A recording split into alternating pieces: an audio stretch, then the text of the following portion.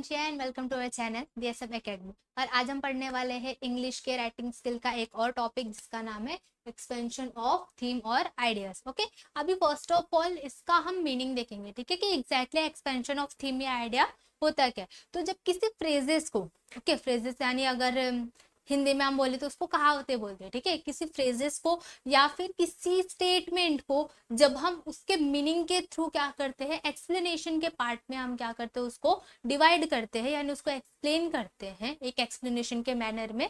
So that we known as a expansion of theme और ideas. Okay, अभी expansion of ideas जो है वो हमें लिखते कैसे, ठीक है, या फिर उसको लिखने के लिए हमें कौन से स्टेप्स, कौन से जो है वो रूल रेगुलेशंस फॉलो करने होते हैं वो हम देखेंगे। तो फर्स्ट होता है हमारा अंडरस्टैंड द मीनिंग। ओके, कि हमारे कभी कभी क्या होता है कि लाइक हिंदी की कहावतें तो हमें इजीली समझ में आ जाती है, बट जो इंग्लिश के फ्रेजेस रहते हैं वो हम कभी भी लाइक अगर देखेंगे तो बहुत उसका मीनिंग जो रहता है वो थोड़ा सा अलग वे में रहते हैं, ठीक है। तो पहले हमें किस चीज पे ध्यान देना है कि हमें अंडरस्टैंड द मीनिंग, यानी हमें उसका मीनिंग अंडरस्टैंड करना है कि गिवन फ्रेज जो है या फिर गिवन स्टेटमेंट जो है उसका एग्जैक्टली मीनिंग क्या है।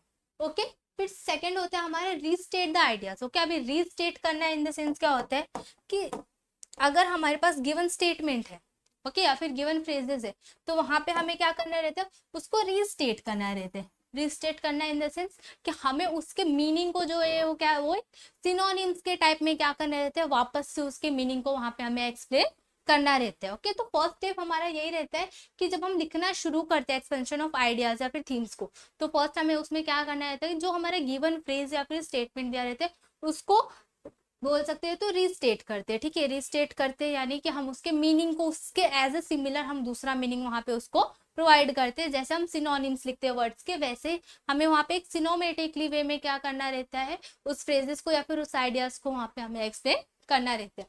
ओके, फिर थर्ड वन आता है हमारा ऐड डिटेल्स। ओके, अभी ऐड डिटेल्स मतलब क्या कि उस फ्रेज या उस स्टेटमेंट से रिलेटेड जो भी डिटेल्स है, ठीक है, यानी जो भी उसका मीनिंग है पर्टिकुलर, ओके, उसको हमें क्या करना रहता है, वहां पे एक पर्टिकुलर एक्सप्लेनेशन देना रहता है। ओके, फिर क्या होता है एक्सप्लेन द आइडिया, कि वो जो गिवन आइडिया है वो हमें क्या बता रहा है, या फिर हमारी रियल लाइफ में वो जो फ्रेज है, वो स्टेटमेंट है, वो किस तरीके से हम उसको रियल लाइफ एग्जांपल दे करके भी क्या कर सकते हैं, वहां पे एक्सप्लेनेशन दे सकते हैं। ओके, फिर होता है provide examples. Okay, provide examples again क्या कर सकते हैं कि कुछ ऐसा रिलेटेड, उस फ्रेज से रिलेटेड जो है हम वहां पे क्या देना रहता है, एग्जाम्पल्स देना रहते हैं। ओके, फिर एंड में आता है हमारा कॉन्क्लूड, ठीक है, यानी कॉन्क्लूड मतलब कि वो जो पर्टिकुलर गिवन फ्रेज था उसको पहले तो हमने लिखना स्टार्ट किया कहाँ से, रिस्टार्ट द आइडियाज में, ठीक है, यानी उस स्टेटमेंट को हमने क्या किया कि एक सिनोनिम्स प्रोवाइड करके सिनोमेटिकली वे में उस सेंटेंस को हमने क्या किया, अनदर मीनिंग प्रोवाइड करके उसका हमने स्टार्टिंग लिखना शुरू किया, ठीक है। उसके बाद हमने क्या किया, उसके बारे में पर्टिकुलर डिटेल्स ऐड किया, मतलब उसके बारे में जो भी हमें डिटेल्स है, इन्फॉर्मेशन है, वो हमने लिखा पर्टिकुलर फ्रेज के बारे में। ओके, फिर हमने क्या किया, उस आइडिया को एक्सप्लेन किया कि एग्जैक्टली वो जो हमें गिवन आइडिया है, जो गिवन टॉपिक है, वो हमें किस चीज के बारे में बता रहे, किस चीज के बारे में वो हमें इंफॉर्मेशन दे रहे हैं, वो लिखे।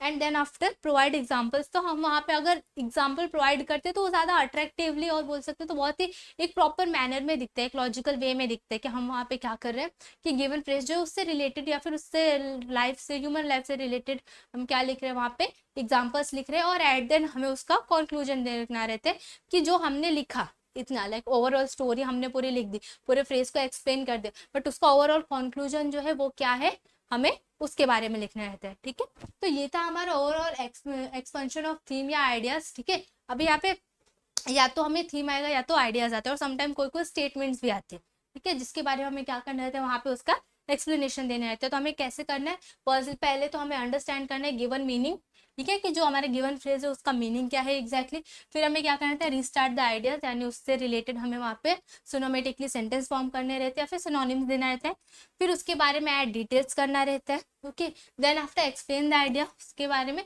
अभी ऐड द डिटेल्स और एक्सप्लेन द आइडिया, ये हम दोनों एक ही सेम वे में लिख सकते हैं, ठीक है, यानी अगर हम इंफॉर्मेटिव आइडिया लिख रहे हैं तो फिर वहां पे वापस से उसको एक्सप्लेनेशन देने की जरूरत नहीं है। फिर आएगा प्रोवाइड एग्जांपल्स, ये इंपॉर्टेंट, अगर हम ये लिखते हैं तो इससे क्या होता है, वो हमारा स्किल जो है, राइटिंग स्किल, वो बहुत ही क्या करता है, अट्रैक्टिव दिखता है, ठीक है, मतलब सामने वाले को पता चलता है कि हाँ जिस पर्सन ने लिखा है उसको कुछ तो आइडियाज है ये फ्रेजेस के बारे में या पर्टिकुलर गिवन थीम्स के बारे में। फिर एट देन कंक्लूजन, कि हमने उससे क्या सीखा, या फिर वो हमारे रियल लाइफ में हम किस तरह से अप्लाई कर सकते हैं। ओके, तो इस फॉर्मेट में हम लिखते हैं overall expansion of ideas. Okay, तो आई होप आपको समझ में आया होगा। वीडियो अच्छा लगे तो वीडियो को लाइक और चैनल को सब्सक्राइब करें।